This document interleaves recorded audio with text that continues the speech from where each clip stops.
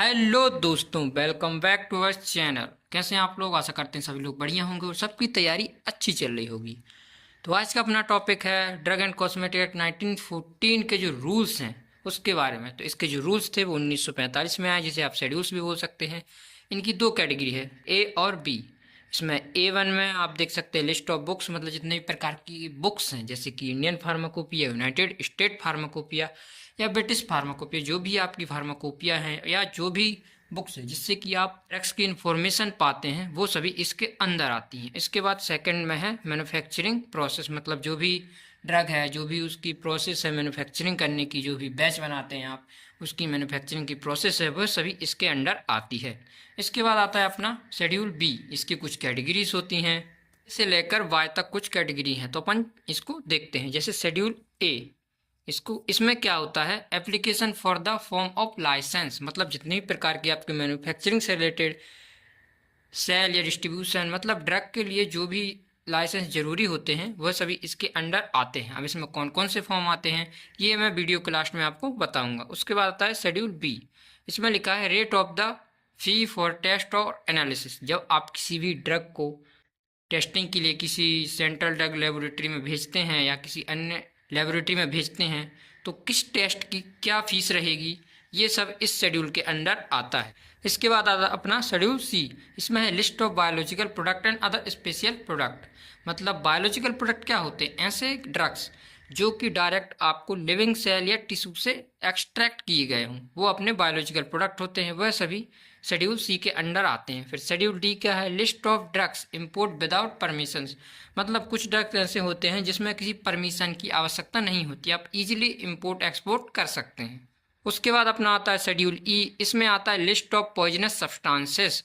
मतलब कि इसमें लिस्ट है जो भी आपके सब्सटेंसेस पॉइजनस होते हैं, वह सभी इस शेड्यूल के अंडर आते हैं। उसके बाद शेड्यूल एफ आता है, ब्लड बैंक। ब्लड बैंक से रिलेटेड जो भी रेगुलेशन रूल्स होते हैं वो शेड्यूल एफ में आते हैं। F1 में वैक्सीन से रिलेटेड जो भी रूल्स हैं वो सभी आते हैं। उसके बाद F2 मतलब सर्जिकल ड्रेसिंग। सर्जिकल ड्रेसिंग से रिलेटेड जो भी उसकी मैन्युफैक्चरिंग से रिलेटेड जो भी रूल्स हैं वो सभी इसके अंडर आएंगे। उसके बाद आता है स्टेराइल टेप।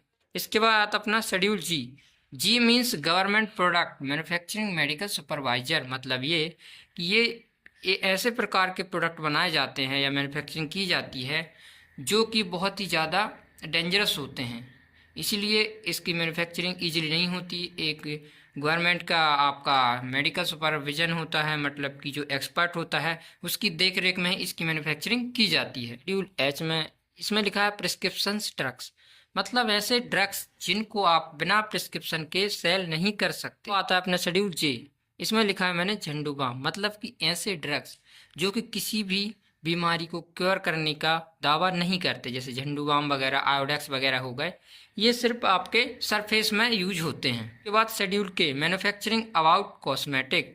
मतलब कि कॉस्मेटिक से रिलेटेड जो भी मैन्युफैक्चरिंग है वो शेड्यूल के अंडर में आते हैं। फिर आता है अपना शेड्यूल L1। इसमें L नहीं होता, L1 होता है। इसका मतलब good laboratory practice. Schedule M मतलब कि GMP मतलब गुड मैन्युफैक्चरिंग प्रैक्टिसेस। फिर M1 में आता है मैन्युफैक्चरिंग ऑफ होम्योपैथिक प्रिपरेशन होती है। M2 में आते हैं कॉस्मेटिक्स और M3 में आते हैं मेडिकल डिवाइसेस। उसके बाद आता है शेड्यूल N, जो कि मोस्ट इम्पॉर्टेंट अधिकतर पूछा जाता है।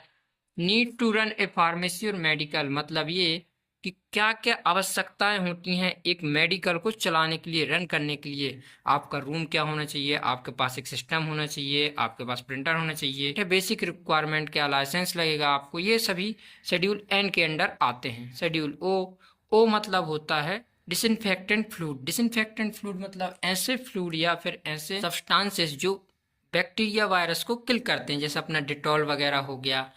इसके बाद आता है अपना schedule P, life of drug, self life, मतलब किसी ड्रग की। इसके बाद आता है शेड्यूल आर, मतलब कॉन्ट्रासेप्टिव्स। एग्जाम्पल के तौर पे कॉन्डोम वगैरह, जो भी आपकी रबर लेटेक्स की सिंगल यूज चीज़ें होती हैं वो सभी इस शेड्यूल आर के अंडर में आती हैं। उसके बाद शेड्यूल एस मतलब स्टैंडर्ड ऑफ कॉस्मेटिक्स।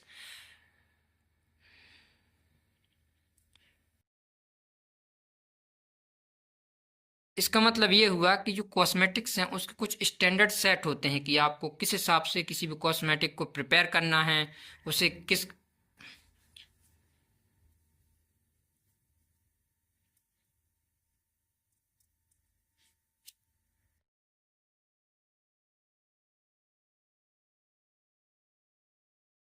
इसके बाद आता है अपना शेड्यूल टी, मतलब outlines the manufacturing for Ayurveda, सिद्धा एंड यूनानी।